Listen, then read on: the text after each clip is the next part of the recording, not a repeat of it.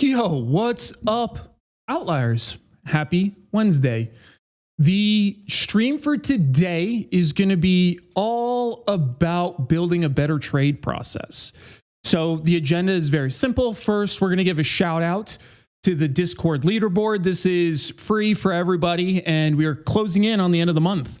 So everybody that is in the top 10 is entered into a random drawing fueled by ChatGPT to hop on a quick 20-minute call with me or grab a $15 gift card if they're so inclined to go grab some Starbucks on us.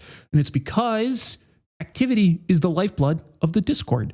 So we appreciate those who are furthering that objective. So shout out to everybody on the list. That aside, we now need to get into one other general admin note. I have opened up the Q1 quarterly feedback survey for the start of the year. So for those that are in the general Outlier community, this is not for the Outlier Pro folks. This is for everybody. I have a Google form open and literally would love your feedback if you are able to. And this helps me direct my efforts. You can find that in the Google form I just dropped. The Outlier Pro members, you guys have your own, and I already shared a post on that. Okay, let's now pivot into the session for today. And the session is pretty straightforward. I was actually just on a call not too long ago with a mentoring member, and we were talking about essentially a series of trades that they had made. And I was querying lightly some of the criteria that are being used to enter the trades. And that's cool, right? It's pretty straightforward. What are you looking for? Why are you looking for this? And how are you making the trade decision? And the entire purpose behind this line of inquiry is because there is one and only one important step of this process with respect to a trade. And it's not the outcome of your trade. The outcome of your trade is entirely, well, not entirely, mostly out of your control. Either the idea is going to work out in your favor or it's not. So to help draw this example, I want to give you something to look at first. So we can clear all that off for just a second. And I want to show you something. Let's say that you have a graph here. And let's say that this side is P&L, with this being your zero line. And then let's say your horizontal axis is just your number of trades. Right? So they're just kind of in order of you placing them. And let's say that this is what your sample looks like.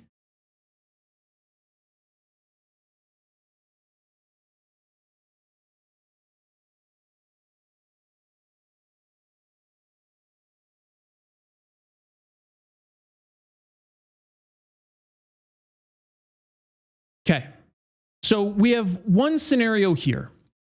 Now, let's first start with this scenario. Let's say that you just open up your brokerage platform, you export your trade performance, and then this is what you see. What kind of decisions can we make off of this? Well, as I look at it, not that fucking many, because I have no idea what any of this is pertaining to.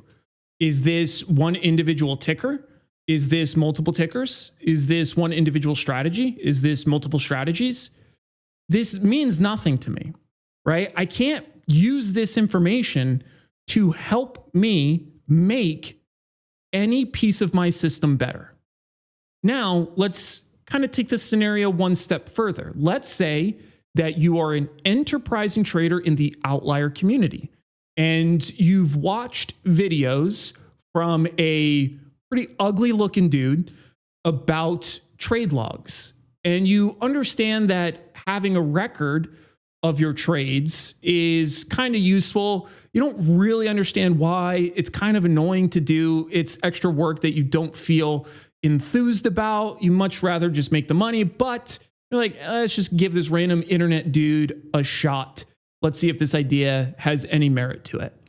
And let's take a look at a different scenario. Let's say that the scenario here instead, rather than it just being an export of your brokerage statement, and let's say instead that this is your momentum strategy. Let's say that your holding period is anywhere from 1 to 35 days. Let's say that these are all long options.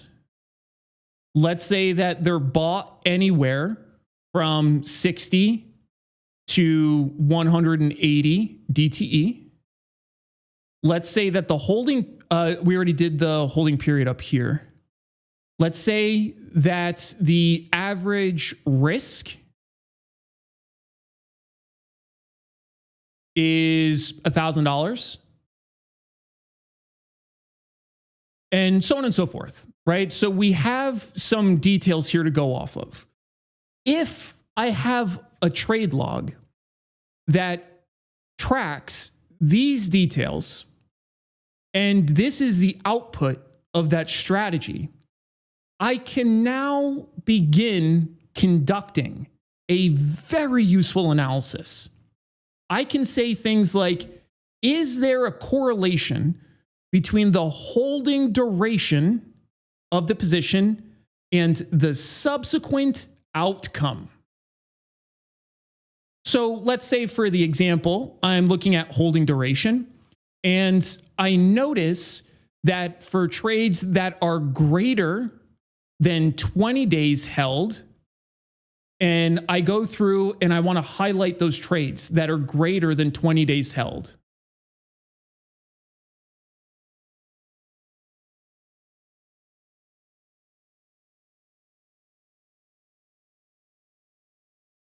And this is the grouping of that I get. I now have some really interesting data to start going off of. The first thing I can tell you is that the win rate is pretty damn good. The second thing is I might be able to understand a relationship between the average winning size and the average losing size. I can also say that something squirrely happened with this one compared to all of these. If I were to draw a line of best fit through these, it would completely exclude this point essentially, and it would be something like that-ish. So this is an anomaly. Something happened here. Something broke down in the strategy, and I should understand what it is. The only way you can get to this level of information is if you have a robust trade process. If you do not have an actual process that you're following for your trades, that is highlighting literally just one element of this process. That example there is highlighting this after action review stage of the outlier trading process. Another really important stage that you'll see us talk about in a little bit is the way that we place our trades. The reason why this matters is because if we do not control and isolate different variables, it is literally impossible for you to make educated decisions about how you might want to refine your strategy. Based on that prior example I gave you, maybe we start to analyze, well, maybe I should let the holding duration go a little bit longer on these because there's something in my setup that tends to take a little longer, and maybe I should start experimenting with later entries. Or a million different ideas can come into your brain based on that one simple analysis there alone. Now, the only way that we can successfully control for these different variables is if we have a repeatable process we follow when we're placing trades. Even if they're different trades, even if they're different strategies, different trade ideas, all of that, totally cool. We can manage all of that. But by the end of the skill dev session for today, you should have a much better idea on how to build your own process to consistently place trades. The consistency element is how you control all these other variables so that you can start to figure out what might work, what might not work. Because as you know, and I know, the majority of traders don't do this. And they just kind of randomly go off of gut feel. And then they are shocked, flabbergasted, floored even, that the results are completely sporadic, all over the place, nothing even usable. And then they wonder why trading is difficult. They blame the Fed, they blame other things for their terrible performance because they suck. So let's not do that. So let's talk about this outlier trade process. This is a way to do it. This is not the way to do it. There's lots of different ways. You can structure trades and build things that might work better for you. This is literally my rendition of what I find that tends to work, right? So the reason why I share these frameworks with you all are to give you a starting point. It's not to say that like, use this framework, this is the correct framework. That's genuinely not the intention whatsoever. But a lot of people don't know where to start. So while I go through this trade process with you all, I want you not to focus too deeply on the individual elements and subcomponents. And I want you to be a thinking trader and say, okay, yeah, I got some inspiration. I got some ideas for this on how I could build my own that might fit a little better with how I do things. That's the output that should come from here. And I encourage you to rip what I do, rip the stuff that I give you. That's the point of me giving it to you, and make it your own. Turn it into something that works for you. Leverage the framework. If this framework works great by itself, beautiful. Then use the framework. You don't have to change it, but don't be afraid to just take inspiration from things and then to make it your own. One of the really cool things about my experience in the military as a Marine officer is a lot of what I do as a trader and in the rest of my life is literally forged by my experience there. Literally, this terminology, after action review, is literally directly from the military. I didn't make that up. They did. I use it. So that's the broader point. You'll notice that there are 4 stages as we look at the outlier trade process. And if I were to split these, there's kind of like a preparatory stage, there's an execution stage, and then there's a post-trade stage. So the preparatory stage is 1 and 2. Execution obviously is 3. And then 4 would be the post-trade stage. So you'll notice that there are 2 preparatory and then 1 of the other remaining. Why would that be? Well, it's because, as per usual, the preparatory stage is the most important. It's where all the work is done. The rest of this is rote process that comes out of the first 2 steps here. So let's run through these really quick. I'm not going to spend a whole lot of time on it because I literally already have a video that goes through all of this stuff. I want to spend a little more time working through some examples with you all to help you get a sense of how to like functionally implement it at a high level. And then obviously for the pro members, during the case study tomorrow, we'll go deep and we'll actually build like a outlier trade process for a specific strategy.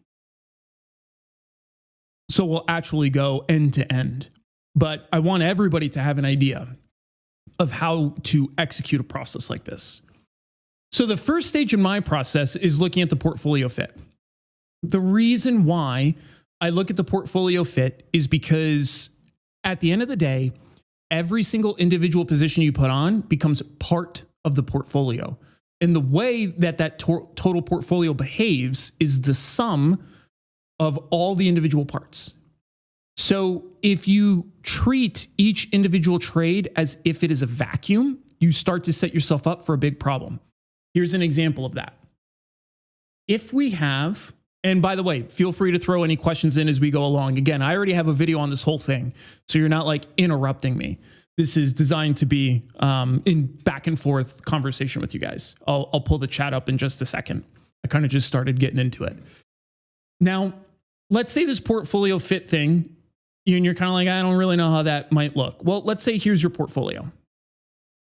And let's say all you do is sell puts. That's all I like to do is sell puts. So I'm going to sell puts in Apple, in Amazon, in Nvidia. I'm going to sell some puts in maybe JP Morgan. Let's sell some puts also in Costco maybe. So I'm kind of just building out this broad portfolio based on selling puts and all these different things. Cool. Now, all of these might be high probability trades. We might be thinking to ourselves, there's a really high probability for each one of these positions here to work out in our favor. Okay, cool. Well, what happens if what happened the last 5 days in the market happens? Well, the S&P 500 over the last 5 days has gone something like this period here. So even though you have all of these individual trades that in your mind are in different tickers, so you're nice and diversified, this and this and this are essentially the same trade. They're going to behave super similarly, especially during broad market movements. They become more correlated. Risk becomes more concentrated when you have higher volatility environments. So you might be saying, well, the JP Morgan and the Costco, they surely help me out, right? They set things a little bit different. I'm getting diversification from there. Maybe. Depends on how big the drawdown is and what the market's doing. What I can tell you is right now, it's not. If this was the case, you functionally now, you thought you had 5 individual positions, but really you have one position. And you're placing all these thinking that these are all different things that are going to help you out and offset one another. And they're simply not, especially as volatility starts to expand. So the way that all of these individual positions fit into your portfolio has to be carefully understood. Notice the emphasis there on understood. Not saying that you can't do this. You could do this if you want, but you should be going into it eyes wide open. It could be the scenario that you just happen to really like all 5 of those companies. And unlike the majority of people who say, oh, I would love to own this at this price, you actually do want to buy them. And you've thought through them in bad scenarios. If the market goes down 30%, you still are interested. All that kind of stuff is legitimate in this case. Then it's fine. There's no problem, right? You should do what's right for your portfolio, but you should be aware of what you're doing. And a lot of people in that kind of scenario are not. They are not aware. And then when there is a big broad market down move, they're not protected in the way that they thought they were going to be protected. That's a massive problem. So the other things that matter from the portfolio fit is, do these additional trades move me further towards my goal? You might be saying, what goal is that? Great question. Whatever goal you've defined. Because as you know, this should have been done already. You should already know what your trading goal is, what we're trying to accomplish here. If you don't have that, then it becomes really difficult to know how this fits into your portfolio and if you're moving towards your goal, because that shit's undefined. Not going to work super well.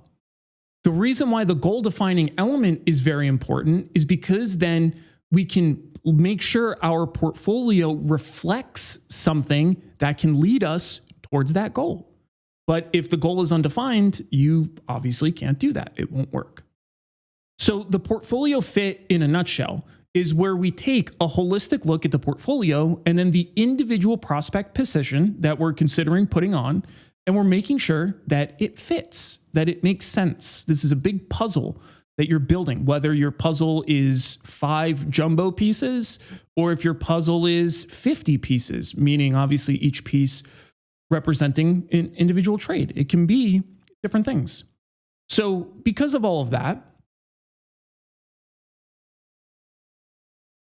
you don't want to start building a portfolio that when you eventually look at the whole thing, you're like, wait a minute, this isn't what I thought this would look like. That's bad news bears. Okay, cool. So then the next step we have profit mechanism, and signal. So before we place a trade, we should be able to clearly identify how this idea can be monetized. How does it actually make money? And what is the analysis that I have done to help me quantify the probability, how much money I think it might make? Those details, again, matter. So these things should be generally defined already from your strategy. The skill dev session we did a couple weeks ago was on the outlier strategy process, which is exactly where we go through this stage for the individual strategies, this stage. And we say, what are the different ways I, as a trader, attempt to make money in the stock market? Okay, I try to trade things directionally. Sick. That is one way you can make money. Well, how do I try to do that? Well, one of my strategies, I try to use timing to get better entries. One of my strategies, I try to use breakouts. One of my strategies, I try to use post-earnings announcement drift, and so on and so forth. By defining them in their individual categories like this, you can then create a profile for each one of these profit mechanisms so that then you know how it behaves. You know what makes sense, which we'll get into in a second. Because if you don't do this and you're just kind of throwing on trades as they are, even if you're right, it's probably suboptimal what you're doing. There's probably a better way to get a better return on the risk you're taking. You're already taking the risk. Why not monetize it as much as humanly possible? And again, people don't do that because they're lazy. They're like, I'm just going to keep defaulting to the same thing that I do because I know how to do this. Okay, well, you could do that. And if it works, it works. That's okay. But you have to understand the lens that I talk to you from is that of a professional trader. Those margins matter. And for a casual trader, they might not care. But what they don't realize, again, is that they're already taking the risk. If you're taking the risk and not wringing out as much reward as you can possibly get out of this risk, in the long run, you have suboptimal performance. And there's no reason for it other than, again, just being lazy.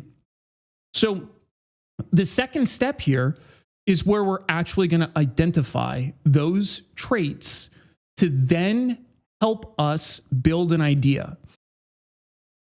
Once we get through and we understand the profit mechanism and the signal as we've defined it based on whatever ticker it is that we're looking at and our analysis, we then now get to go in and begin building a trade. Notice how late this is. We're talking about literally a trade process. And it's not until step 3 that I even really get into the concept of a trade, because the trade literally comes this late in the process. All the work is done before. So let's start putting it together as we go through the rest of these, because I think it will be a little more useful for you. So let's say that we look at our portfolio, and the portfolio doesn't really have a specific need. And a need can be, I need to trim my long beta weighted deltas. I need to add more long beta weighted deltas. I need to move my risk out in time because the market's becoming more correlated near term. I need to get some short theta trades on because right now I have too much long theta that's eroding the value of the account, and I would like to offset that slightly. I have too much Vega in the account right now, and I'm holding a fucking Vama bomb that might go off, and most people don't even know what that is, and I do because I study and practice, and I'm not going to be the sucker that gets ran over by one, or I guess blown up by one. Those are portfolio needs. So let's just say in this example, the portfolio need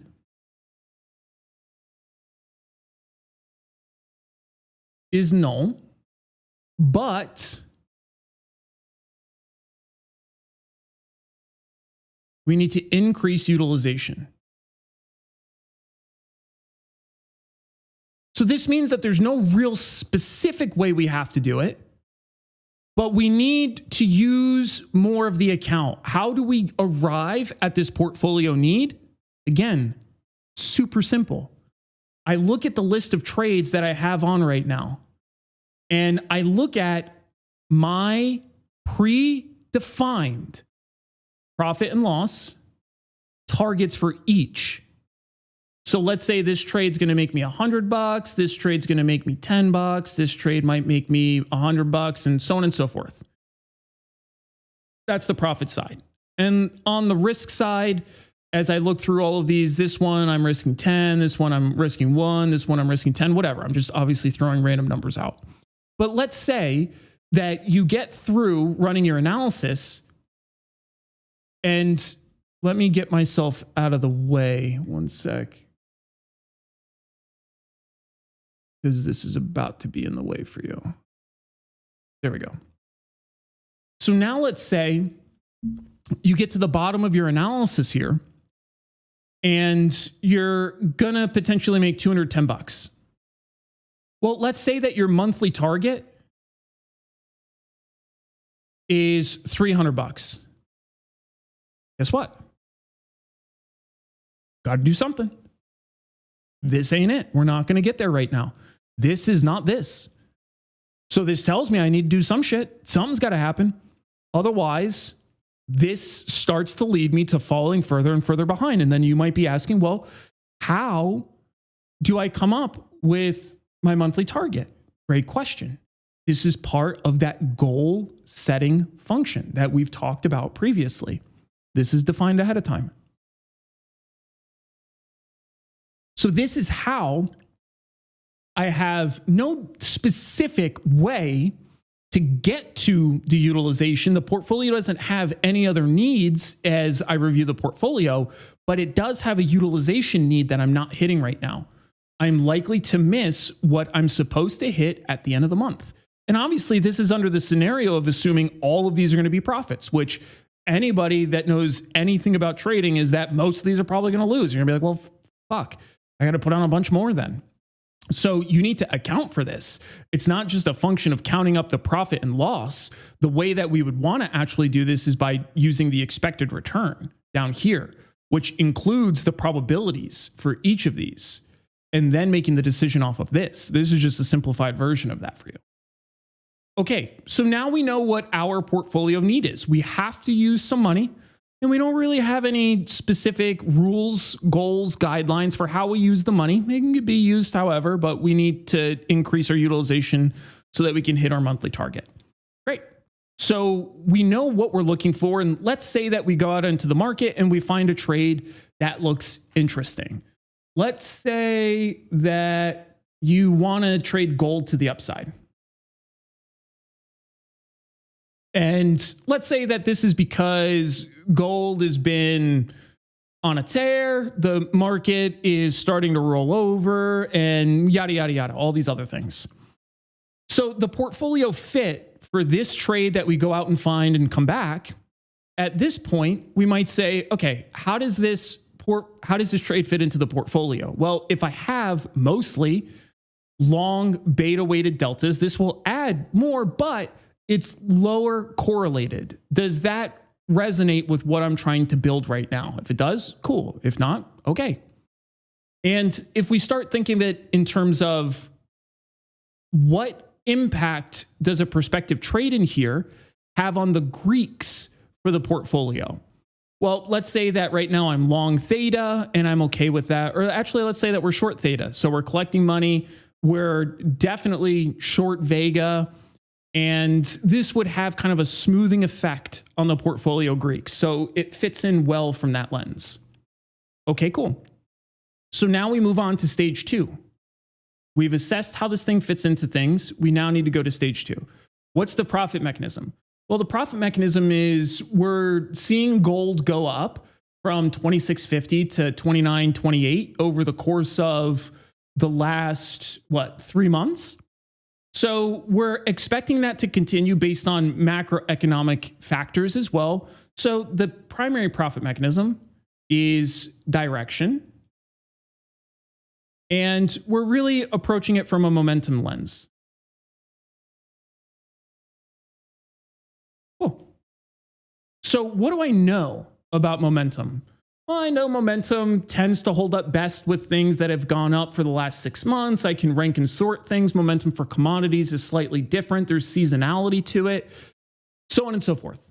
I can go through this entire archive of qualifying factors about this profit mechanism.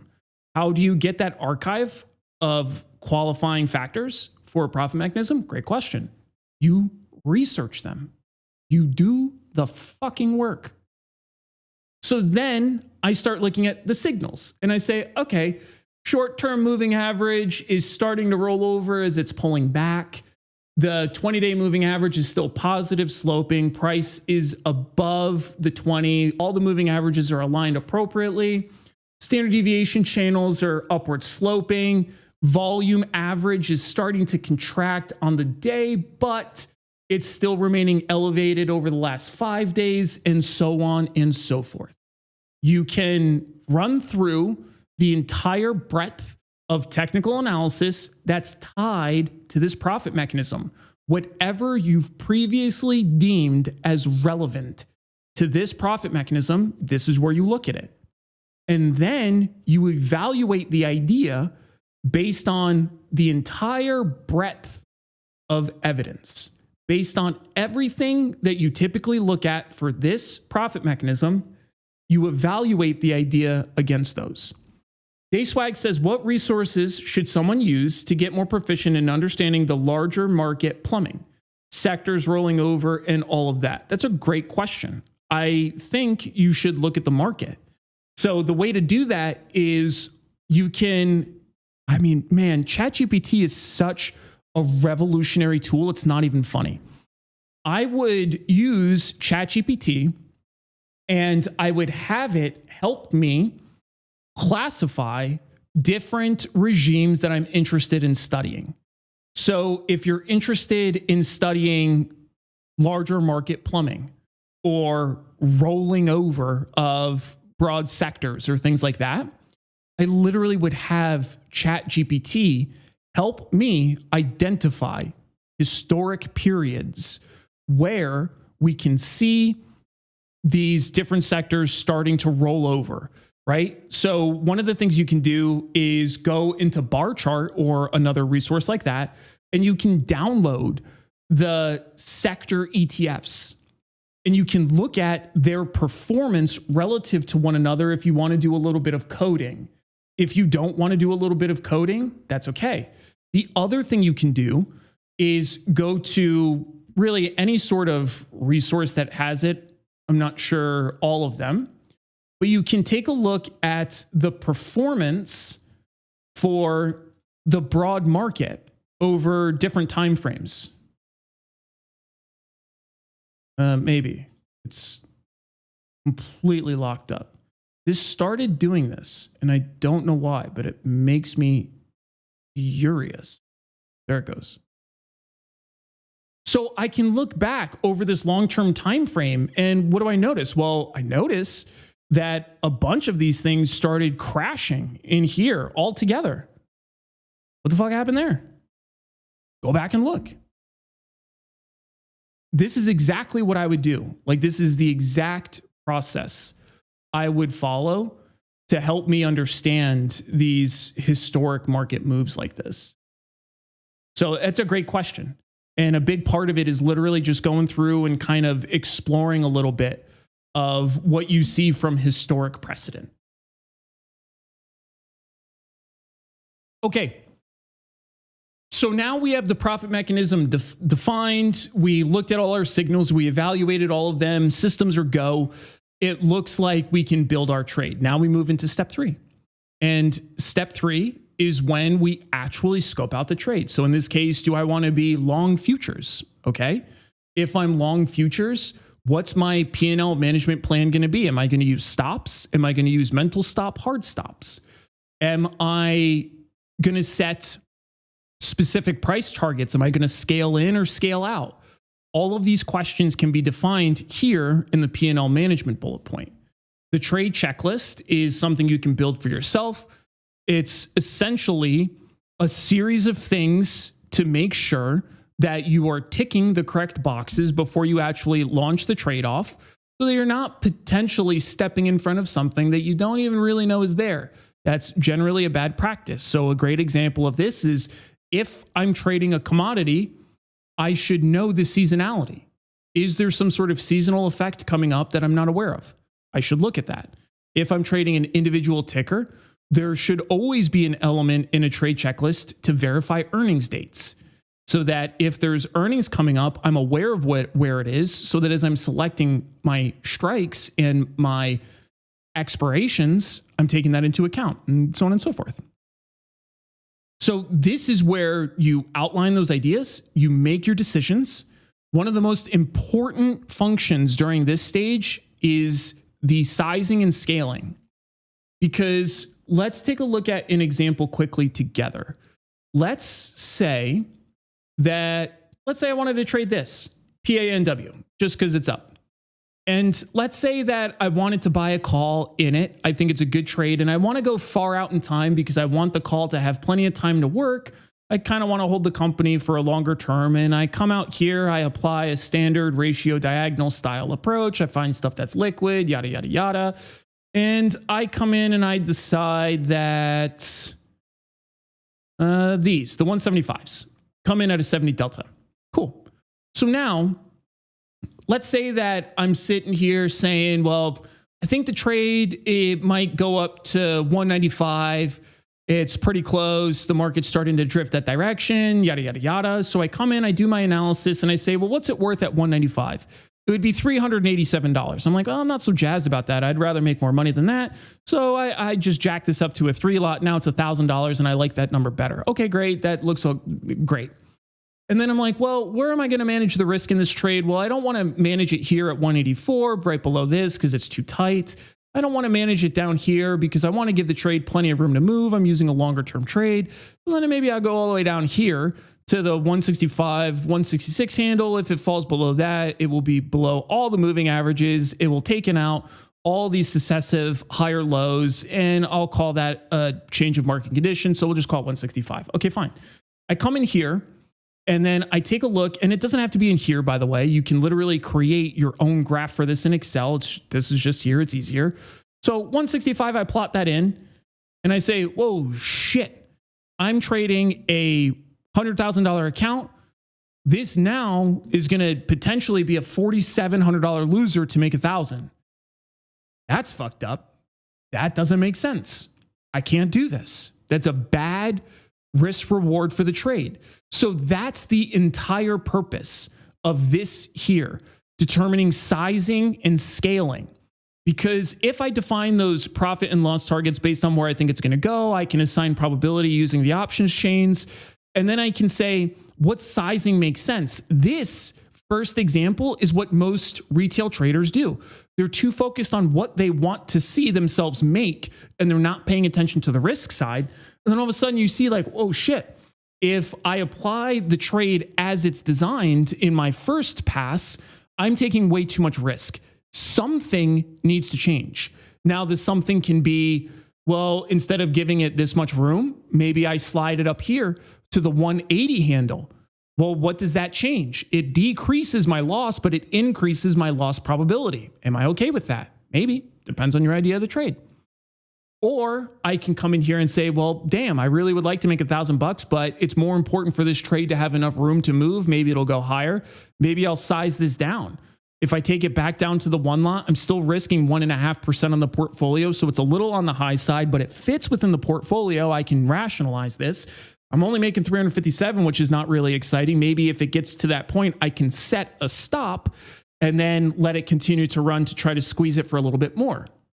This is where you go through that entire scoping process to figure out exactly how this trade should be built based on your idea. Once this is done, the trade is placed, we immediately go to the trade log and input all of the relevant details. What details are relevant? Great question. All of the details that you assigned based on the profit mechanism, based on the signal, based on the strategy. All of this is defined ahead of time. It's already sitting in your trading plan. And if you're sitting there saying, well, shit, it's not my trading plan, fucking fix it. Means you have a problem. Fix it. It should be in there. Now, the last stage, after action review. We trade goes on, we monitor it, we see how it goes, and then it hits one of our P&L management targets, whether upside or downside. And let's just play out the scenario in PANW since we're in here. And let's say it's the unhappy path. Let's say it goes down and it moved all the way down here to 165 and we get stopped out. Yeah, damn, sucks. I'm going to take the trade off. I'm going to take my 1567 loss and I'm going to input all of the trade data into my trade log that I need to complete the trade log, which the fun part is it's not that much that you need when the trade is exited. Most of the details for a trade log are there for you when you first put the trade on. When a trade exits, there's only a handful of new data points, right? There's a new date, there's a new ticker price, there could be a new volatility, there's your exit price, right? There's most of the stuff is already input when you first put the position on. And then if you have a good trade log, it's going to auto-calculate all the pertinent details for you into something that's consumable so that you now have a simple way to view the performance of what you're doing. So this is the outlier trade process. The entire purpose of this is to take the strategies that we build from the outlier strategy process and then to literally execute them. That's the whole idea here. So happy to talk about any of the specific details in here. If you have any questions about the way that this should work, if you're hung up on any of these individual points, anything like that, let me know and we can absolutely discuss it for you. And then in the meantime, I'm gonna get my dinner order started.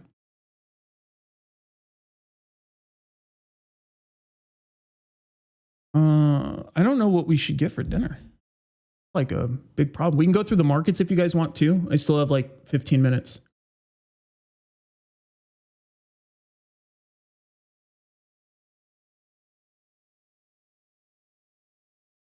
Close this off.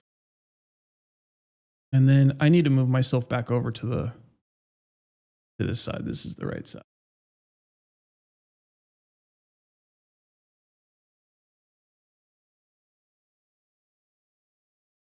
Ben, let's see what you got, Ben.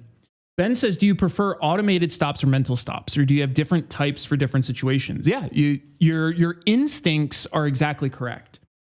So I have a video that will probably be useful for you on risk management for options trading. The Cliff Notes version for that specific question is definitely relative, and it's based on the strategy.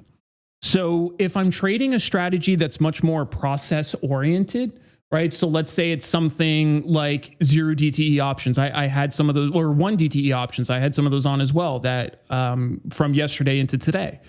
So for those, they are essentially placed and then they're just left. Meaning what happens is what happens. The trade is going to be sized. The ones that I put on yesterday were actually spread off because of the vol. And that's a scenario though where the stop is built into the trade itself. Then there are some times where I'm trading just short strangles, something like that. And in those instances, I typically will rest a stop. Then there are cases where I'm trading ratio call diagonals where the stop would be a mental stop. It would be a series of alerts that I actually would scale out as it goes down. So it is highly, highly, highly situation and context dependent. Now, one of the downsides, especially for like the 0 DTEs and stuff like that, is the stops can be a little bit frustrating, specifically because when you use them, you have to use a stop market order. It's the only choice that's rational, but it's also a very annoying choice. The reason why it's so annoying is because when you use a stop market, you can get a abysmal fill. But in the case of a stop market, we're literally telling ourselves, I am prioritizing getting out of this trade when I'm supposed to get out of the trade as compared to literally anything else. So you just kind of accept that as a byproduct of that preference. So yeah, it's definitely a glorious mix. I'm going to pop the door for Thor real quick.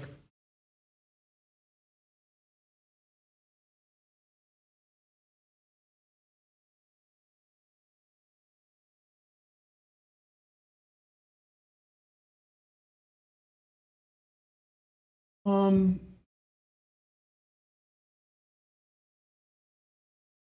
Ben says, what does portfolio management look like for drawdown? It would seem like you would be behind on profit. Could you expand on that a little bit, what you mean? Obviously, happy to answer. I just want to make sure I understand the question as you're laying it out.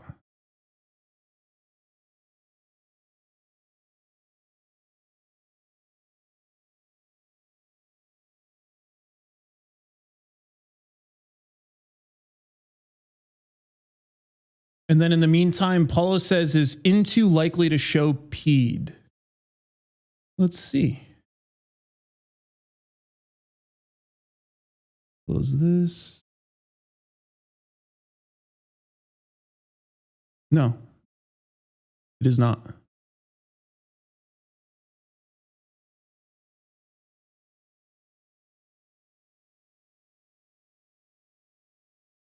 Yeah, no. Travel says, if I'm doing a wheel, what would be the loss? If I would not expect to buy back with loss. Officially, it's undefined, but for ETF like SPY, not really. So for plan, how does that fit? Yeah, it's a great question. So the way to think about it for stuff like that, the covered strangle, the wheel, any of those variants, is the total capital risked. Like that is your max loss. So it's low probability, not planning on taking it, but that is the max loss. So that's typically what I account for personally. If there's a spot that you think you might exit, like if things weren't going well and you're like, I might get out here if it's, looking kind of sketchy or not doing what I want, then in that case, you have to use whatever that number would be, even if it's a number you don't like. But if that's not the case, then yeah, it's whatever the capital would be that's going to be locked up for a while. Ben says, you were showing how you were behind on profit. You would look for more opportunities. But what if the other side of the risk side is adding up? You still look for more opportunities. Definitely. It's the only way to make money as a trader. You have to look for more opportunities. If the other side of the risk is adding up, it means we have to change some shit. Either we're not doing a good job figuring out what the market's doing and we're making mistakes, or we're trading a strategy that doesn't fit the current market and we might have to dust off another strategy for the current period. But yeah, absolutely. The only way to make money as a trader is to place trades, and we're all going to have losing trades. So if you're having losing trades that are successive, meaning they're starting to ramp up, then it means that you have a fatal problem with literally your process as a trader that you have to identify and address. And this is exactly why the trade log is so important, because it will literally show it to you. If you look through all of your different strategies and you notice that one of the strategies is suffering more than others during this period, that's kind of really important information for us to have. That's really important information for us to have. We can learn a lot from that data. So we might find that our bullish breakout trades are not working well, which, fun fact, they're not going to work well right now given the broader market condition. So I already know to rotate away from those and move into other shit that tends to work better. Something that works really well right now are the different ideas that I've been talking about for some time. Like the earnings plays are good. Trading vol and indices is good. Like there's a lot of other things to pivot to during markets like this. So yeah, definitely. There's a ton that you can analyze from your trade log to then come up with a better decision. Because if you don't do that, it's just guessing. But yeah, you have to, even if you're having losing trades, you can't stop because there's losing trades. They're going to be part of the game. Sweet. All right, gang. I think that wraps us up. I'm going to go feed the dude because Mel's not home. As always, if you guys need anything, let me know. Tomorrow, you guys will see the Outlier Pro, or not Outlier Pro, the Outlier Quick Tips video every Thursday. I'm starting to drop a quicker video that's, not 20 minutes and discusses things, hopefully trying to give you like a quicker takeaway, lighter lift, something to grab and go. So you can see those on Thursday. If you need anything, let me know. Be an outlier. See you later.